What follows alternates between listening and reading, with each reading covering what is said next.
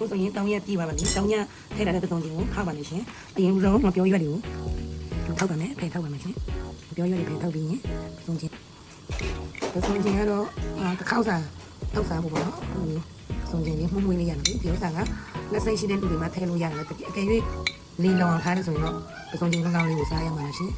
ဝယ်စားလို့ရှိရင်စားမကောင်းလို့ကိုယ့်ဘာသာကိုထည့်ရမှာရှင်အခုဆိုရင်ဒီမှာနော်တနတ်စာလေးတစ်ခါစားလောက်ပစုံချင်းလေးရပါမယ်ရှင်တစ်ခါစားတုတ်စားမှုပစုံချင်းကိုပါဝင်တဲ့ပစ္စည်းလေးကိုပြပါမယ်ရှင်ရတော့နီလေးလုံးထည့်မယ်ပြီးတော့ရှင်ပင်စံရတော့ကြိုက်နေထဲမကြိုက်နေမထဲနေရပါတယ်ကျမတို့ကတော့ကြိုက်လို့ပင်စံရတော့ထားပါလိမ့်ရှင်ပြီးတော့မြန်မာပြည်ကနန်းနန်းလေးနော်မြန်မာနန်းနန်းလေးကဟောဒီလိုမျိုးနန်းနန်းလေးဆိုအရန်ကိုမွေးပြီးတော့ပစုံချင်းနဲ့တုတ်စားလိုက်ဆိုရင်ဟိုမှာစားကောင်းပါလိမ့်ရှင်ခုနကနန်းနန်းလေးရေးစီးတက်စီပြီးတော့ပပစီးပါလိမ့်ရှင်ဒီလိုမျိုးထည့်ပင်စံရလေးကိုအဲ့လိုပြီးပါရှင်ပင်စံရလေးကအရန်ကြီးသွားလို့ဒီတိုင်းမချွေခဲ့ဘူးအဲ့ဒီအဲ့ဒီတည်းဆိုရင်ဒီတိုင်းနဲ့ချွေထည့်လို့ရမှာနော်ပစုံချင်းတောက်ဖို့စားတော့ကြည့်စမ်းမယ်အရင်ဆုံးခုနကတော့ခတ်တော့လာပြီးတော့ရတယ်ပစုံချင်းတွေကို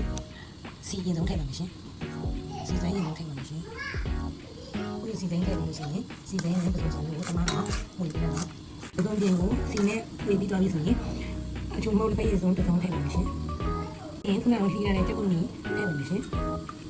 ချက်ကုနီကြိုက်တော့အများကြီးထည့်ပါမယ်ရှင်ပြီးတော့ဒီကနေ့ဒီနေ့ရေးစရာနဲ့နန်းနန်းလေးထည့်ပါမယ်ရှင်ဒီမှာနန်းနန်းလေးရောဒီမှာရှာဝင်လို့ရမှာမရှိနဲ့ရတဲ့နန်းနန်းလေးထည့်လို့ရမှာရှင်ဒီလိုရှိရင်ပင်လေးရောနော်ပင်လေးရောထည့်ပါမယ်ရှင်ဒီလိုရှိရင်ဒီချက်မုတ်ကိုမိစားနိုင်တော့ဆက်ကြရင်ခက်မြန်မြန်ထည့်လို့ရမှာရှင်ဒီမှာတော့အနေတော်လေးထည့်ပါမယ်ရှင်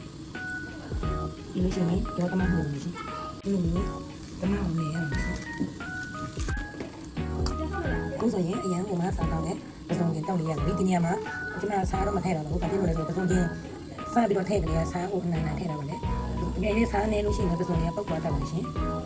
ကိုဆိုရင်အရန်ကနေမိတ်စင်းနဲ့ပစုံချင်းတောက်နေရပါလိမ့်ဒီစားမိန်ကြပါစေ